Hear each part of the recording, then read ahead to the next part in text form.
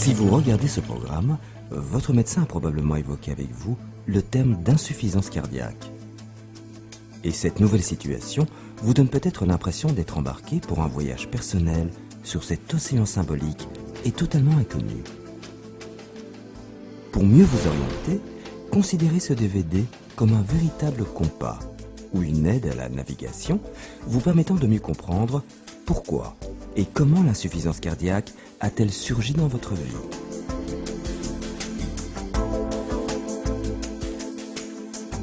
Quels sont les symptômes et conséquences possibles de cette affection?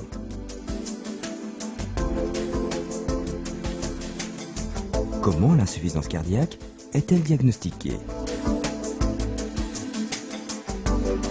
Comment, avec des traitements adaptés, éviter les écueils de l'insuffisance cardiaque? Et surtout, comment mettre le cap vers un but essentiel, donner un nouvel avenir à votre cœur?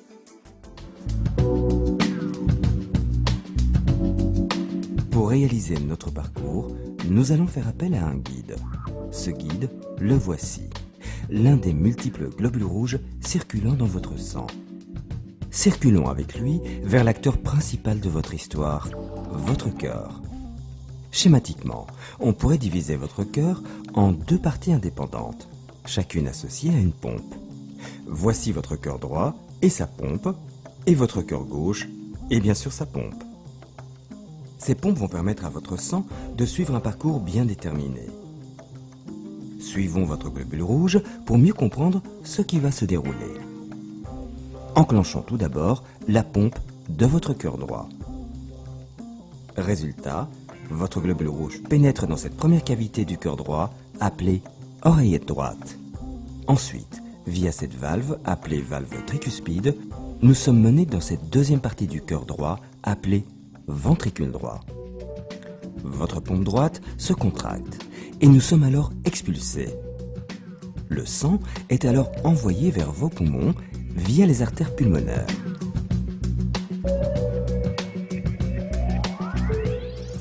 C'est dans les poumons que le sang va recevoir un apport essentiel, l'oxygène.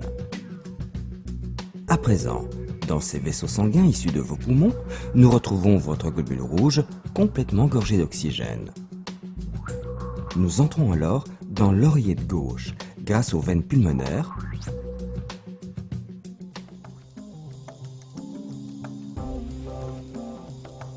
Ensuite, le globule passe par la valve mitrale pour arriver dans votre ventricule gauche. Votre pompe gauche se contracte et via la valve aortique, vous voici éjecté dans l'aorte et les artères permettant l'irrigation de tout l'organisme.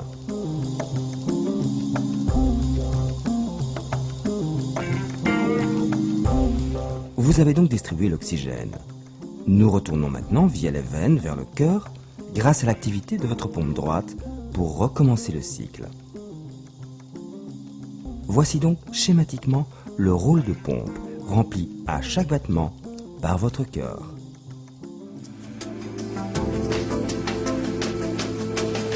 Durant des années, tout a parfaitement fonctionné. Mais par exemple, votre corps a été exposé à un ou plusieurs facteurs de risque cardiovasculaire. L'excès de poids, l'alcool, le tabac, le diabète, le cholestérol, le stress, la sédentarité, l'hypertension artérielle, qui sont autant de bourreaux qui agressent vos artères et votre cœur. Voici comment ces bourreaux peuvent mener à l'insuffisance cardiaque. Par exemple, lorsque votre alimentation est déséquilibrée, un excès de graisse peut s'accumuler dans les artères.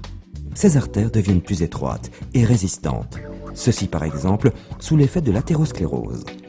Or, si l'un des vaisseaux irriguant votre cœur, appelé artère coronaire, vient à se boucher, c'est un infarctus. Une partie du cœur est détruite et l'autre partie devra travailler encore plus intensément pour compenser. L'origine de votre insuffisance cardiaque est dans ce cas un infarctus du myocarde. Vous êtes porteur d'une cardiopathie ischémique.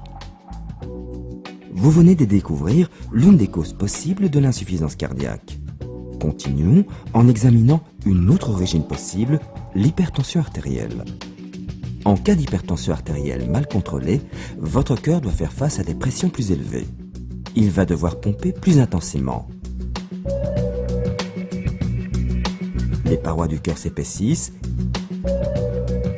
et progressivement, il peut se fatiguer. On parle alors d'une cardiopathie hypertensive. Une valve de votre cœur peut elle aussi se détériorer et soumettre votre cœur à rude épreuve. C'est ce qu'on appelle une cardiopathie valvulaire. Certains virus peuvent être responsables de l'insuffisance cardiaque. C'est une cardiopathie virale. Des toxiques tels que l'alcool peuvent conduire à cette maladie. C'est une cardiopathie toxique et dans le cas de l'alcool, une cardiopathie éthylique. Il faut savoir également que l'insuffisance cardiaque est parfois une découverte fortuite, pour laquelle la cause demeure inconnue. On parle dans ce cas de cardiopathie idiopathique. Il existe encore d'autres causes à l'insuffisance cardiaque qui pourront être abordées par votre cardiologue. Suite à ces diverses causes, votre cœur s'essouffle, il augmente de volume, se distend. Il perd sa capacité à éjecter le sang. Quelle qu'en soit la cause, la prise en charge de votre maladie est dans l'ensemble comparable. Et dès lors, que ressentez-vous concrètement quand l'insuffisance cardiaque apparaît?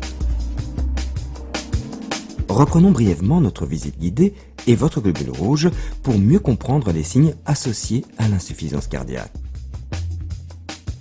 La pompe gauche de votre cœur a donc perdu une partie de sa capacité à éjecter correctement le sang. Résultat, votre globule rouge chargé de transmettre l'oxygène à votre organisme circule péniblement vers l'aval. Votre corps est alors en manque d'oxygène, ce qui peut se traduire par une sensation de fatigue générale.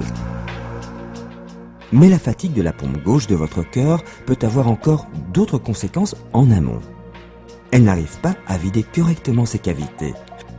Le sang aura tendance à s'accumuler dans vos poumons. Les poumons engorgés d'eau fonctionnent moins bien, ce qui explique la sensation d'essoufflement ou de dyspnée encore renforcée par le manque d'oxygène. Ceci se ressentira en premier lieu lors d'un effort. Si un excès de liquide s'accumule dans vos poumons, il vous sera plus facile de respirer en position assise que couchée. C'est l'orthopnée.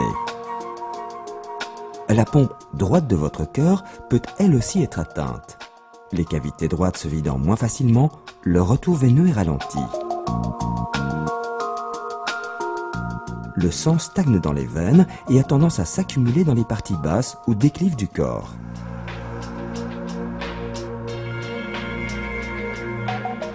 Vos chevilles peuvent gonfler. On parle dans ce cas d'œdème. Un ballonnement abdominal peut également survenir si du liquide s'y accumule par le même mécanisme. Ce chapitre vous a permis d'identifier et de comprendre certains signes associés à l'insuffisance cardiaque.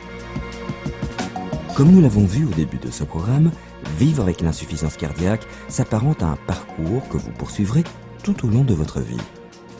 L'insuffisance cardiaque est donc une maladie chronique et évolutive. Un traitement quotidien et le suivi par votre médecin traitant et votre cardiologue sont donc indispensables pour vous proposer les traitements les plus adaptés et s'assurer de votre bonne évolution. Au cours du prochain chapitre, nous verrons tout d'abord comment l'insuffisance cardiaque peut être diagnostiquée. Lors d'une consultation chez votre cardiologue et après un examen clinique, une série d'examens pourrait être réalisée. Un électrocardiogramme, ou ECG, va permettre d'analyser le fonctionnement électrique et le rythme de votre cœur. Une échocardiographie permettra d'examiner en détail l'état et le fonctionnement de votre cœur. Par exemple, l'épaisseur de ses parois, son volume, sa capacité de contraction et l'état de ses valves. Une radiographie du thorax va permettre de visualiser la taille de votre cœur, mais aussi de visualiser la présence de liquide éventuel au niveau de vos poumons.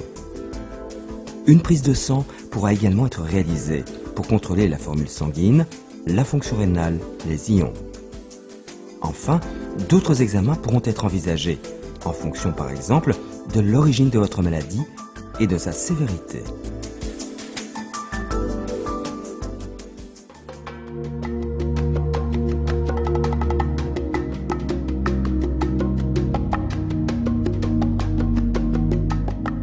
Vous recevrez plusieurs sortes de médicaments nécessaires au bon fonctionnement de votre cœur.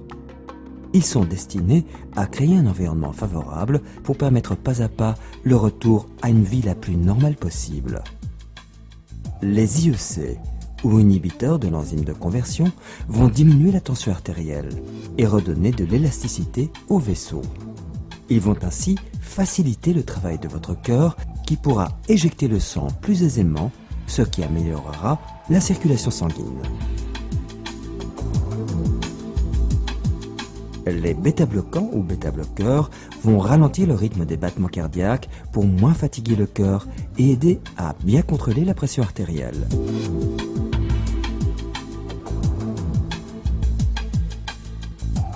Les diurétiques vont éliminer l'excédent d'eau et de sel de votre organisme.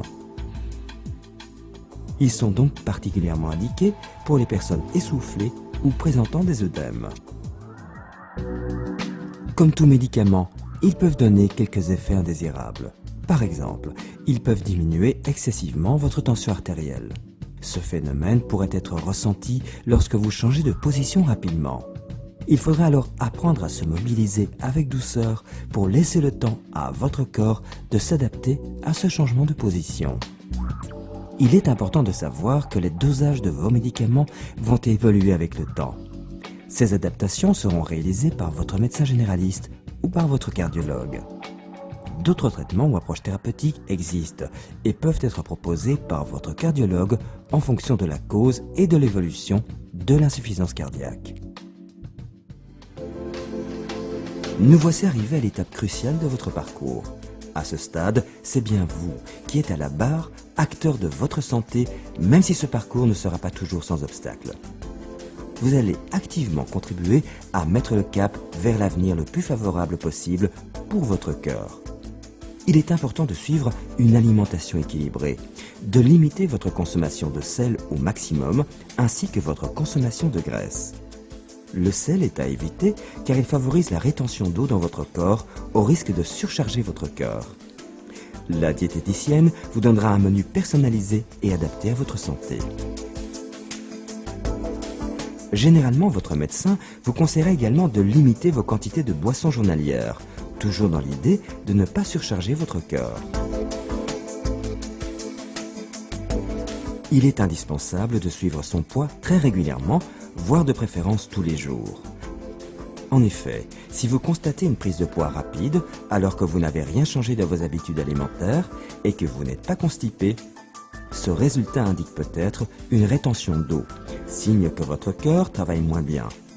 Il faudra alors réagir rapidement et appeler votre médecin. N'oubliez pas qu'il est primordial pour votre cœur d'arrêter la consommation de tabac et de modérer votre consommation d'alcool à 1 ou 2 verres de vin par jour maximum. Leur abus est toxique pour votre cœur. Cependant, si la cause de votre insuffisance cardiaque est l'abus d'alcool, l'alcool est alors à bannir de vos habitudes de vie.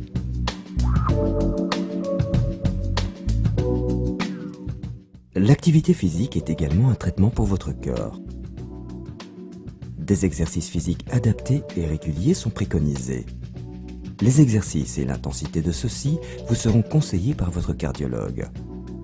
Dans certains cas, la participation à un programme de revalidation cardiaque sera proposée par l'équipe soignante.